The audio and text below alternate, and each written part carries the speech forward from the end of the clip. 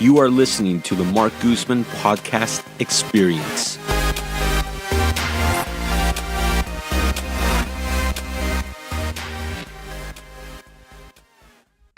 Let's get into the property analysis. Okay. So what property are we analyzing today? I believe it's a fourplex in Richmond that just came on the market. Yeah, well, actually, no. This property has been on the market for 98 days. So we don't want to just analyze great properties on this show. We want to analyze properties that are mediocre or not so great so that you can identify them and then even potentially look at different angles. Now, we've been talking about how we're kind of in a slower market right now. And this particular property has been on the market for 98 days. What I always like to do is do a little bit of research on the property owner. And so that's what I did. Turns out the property owner just bought this a year ago. In fact, a little over a year ago in January 11th of 2018 for $715,000. Now, back when they bought it for $715,000 a year ago, they didn't really necessarily get a great deal. They were buying it at like a 5.11 cap. And then now a year later, they're selling it for $749,000. Now, again, this is a 4-unit building in Richmond, all 2 bedrooms, 1 bath. And there's a couple of Now, slides why would of the someone picture. sell that quickly? You know, I really don't know. They bought the property all cash, so there isn't any loan. The only way to really find out is to kind of pump the agent for answers if they're able to get it. After commission, they're gonna take a loss on the sale. Yeah, in fact, if they sold it for $749,000 after commission, they literally only have a capital gain of about $9,438. That's if they sold it for $749,000. And part of this is I'm not necessarily recommending that you offer $749,000. This is one of those precarious situations where it's not the best property, but it's a property that they might want to make a deal on because they're either trying to exit for some type of distress. I can't imagine really why they would be under some type of distress because they don't owe anything. It looks like they bought it all cash. And of course, the question comes that you just asked, why would they be selling it after a whole year? And again, this is why I'm focusing on the property. So if you look at the property at $749,000 and you put a 25% down, you're looking at roughly needing about $206,000 out of pocket. And if you use today's prevailing interest rate, you're looking at a mortgage payment of about $2,947. Now that's before expenses. So let's take a look at the income. The current income, right, and this is a rent control area, is $1,500, $1,049, $1,049, and there's a vacant unit there, which I'm placing at a value of $2,000 per month for a 2-bedroom, 1 bath in that area. Yeah, which is reasonable because it is pretty close to Richmond BART. Yes. And there's apartments right next to BART within 1 or 2 blocks that are getting $2,000 to $2,100 easy. Yeah. So when you take those existing numbers, because you can't change the existing rents because of rent control, you can only go up a maximum of 3% a year. Then you get a gross income of $5,598. And so that's the income that I'm using. That annualizes to $67,000 a year.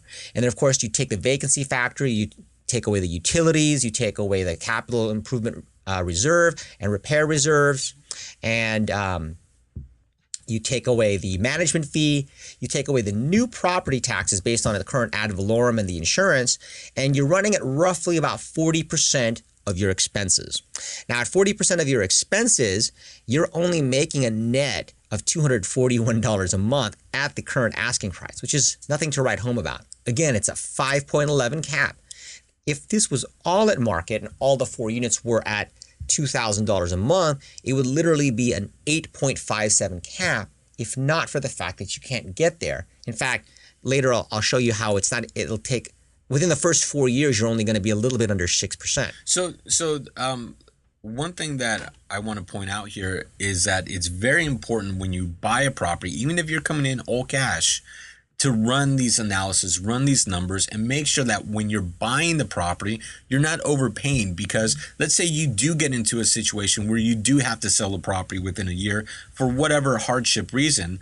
Well, if you overpaid for it and you get stuck in wanting to at least break even on your purchase and what you bought the property for, it may not be possible, because when you go to resell it, the investors that are on the market buying most of the time will be running these numbers also. So it's very important that when you buy, you run these numbers and make sure you're not overpaying, just because you never know when you get into a hard spot. Yeah. In fact, let's emphasize again, make sure you properly run the numbers we're talking about. And if your agent doesn't know how to do so, reach out to us. We'll analyze it for you on the show.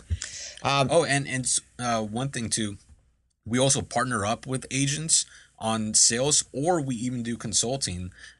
So we have different ways of working with different agents and helping your agent if you need help. So again, why I brought up this particular property is because, there's a little bit more to it. It's been on the market for a while. The owner's selling after just a year of owning it. They didn't buy it at the best price, but they might be in a position where they would be willing to bargain. And so if you ran the numbers again, even at what they bought it for $34,000 less than they're asking, and dropped back down to $715,000, and you rerun the same numbers with a 25% down, underwrite at what comes out to about 39.19%. You start out at a 5.43 cap, $420 a month. Again, still nothing to write home about. You're still not potential where you can get to a 9 cap if you were all at market rents, but it'll probably take you about 6 years to get there. And again, what that tells me is that even at 715, there might be a little bit of room depending upon what their actual reason for selling might be, which you're only going to be able to find out if you initiate a conversation or an offer, right? I always like to liken it to like going to being single and going out on a date or being at a bar. If you don't go over there and say hello, somebody else will. So now also one thing to point out is if they sell it and take a capital loss, they could also use that capital loss to offset other capital gains. It could, yeah, correct. But again, that's on the side of the seller. So, Correct. If you're advising the seller and you have different reasons, and you know that what their overall big picture is, whether they got capital gains from stocks that they've made, or other types of income from, say, flipping a house that was just for the purpose of making a gain, not necessarily the cash flow, then there's different ways that they could potentially offset this. Again, I can't tell you why until we really dig deeper, but it's one of those properties where here's something that looks a little interesting, there's some potential there, and it might be an opportunity for a deal. At 715, you're coming in a little bit better. And if you look at it on the overall 4-year picture, right? I analyzed them at, if you bought it at $715,000 over 4 years, you'd start out at a 5.43 cap, go to a 5.68 cap, then a 5.94 cap by the 3rd year, so just a little bit under 6, and then by the 4th year, you're at a 6.21 cap. Now, that all said, 4 years later, the market rents will have probably also gone up. So your loss to lease, or the difference of what you're actually getting, which is still a decent return, and what the market will bear, will probably be a larger disparity. If you analyze the same property over the asking price of $749,000 over a 4-year period, then by the 4th year, you're only getting to a 5.86 cap rate, which is still under the market cap that you could be buying at right now, and what a lot of clients are getting into right now as the market is slowing down, and even multifamily owners are willing to take offers less than the asking price. Yeah, and now buying in rent control cities, I mean, it's very unique in that you can't really get up to those market rents, but there are some people that are willing to invest in rent control cities because of the chance that they might get a vacancy. So, for example, I mean, how would the numbers look if one of the tenants just left and you were able to take that up to market? Well, if one of the tenants left, keep in mind, we started out with this has 3 occupied units, a 1 vacant unit, which if we brought up to the immediate market value of $2,000, is what I ran these numbers on. Well, that extra bump in income, if one of the tenants moved out, would instantly bring you above a 6 cap within the 1st year. Again, the whole reason why I brought this up is just to kind of point out different things that as an investor you should look for. Like, always ask your agent to run a history on the property. You could pull this up pretty much immediately. It's always at your fingertips as to what the owner bought it for. I will always look and see what their current mortgage is, and then do a reverse calculation as to what its current balance is today.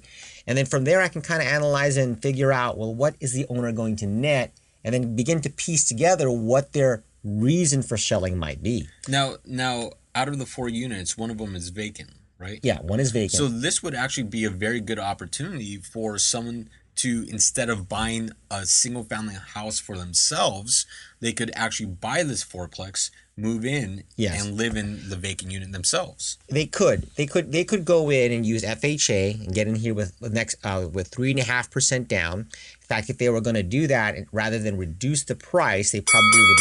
It'd be well served if they asked the owner to pay up to 3% of the purchase price for their closing cost. Now, that all said, if they lived in one of the units, they wouldn't necessarily have a cash flow. What they'd have is a very, very reduced cost of living.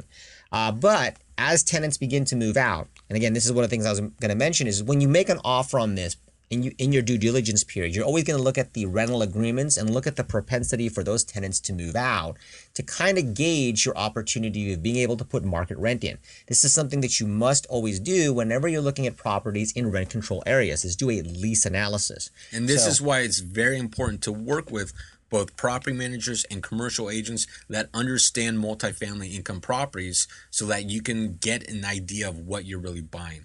So with that said, Brian, is this a buy or is it a pass?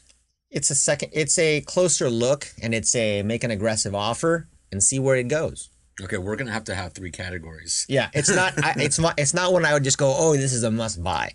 It's one of these ones where I smell a little bit of blood in the water. Maybe we can make a deal. And it depends on what your goal is. Right. Like, are you gonna move into it, or do you want to risk a long term to where you might get a vacancy? Yeah, there's a couple of different angles to this property. Perfect. So thank you for watching another episode of Keeping It Realty. Make sure to catch our prior episodes. We are posting these videos on LinkedIn. We're posting on Instagram TV. The audio version goes up on iHeartRadio, Spotify, iTunes. Literally, you can find us anywhere. Oh, I didn't know we have an audio version. Oh, yeah. Oh, okay, great. So catch us on next week's episode where I will get into my origin story. And so no radioactive spiders? No. Okay, just checking again. And then thank you again to our sponsors, Lanny Clark with Prime Lending and East Brother Beer Company.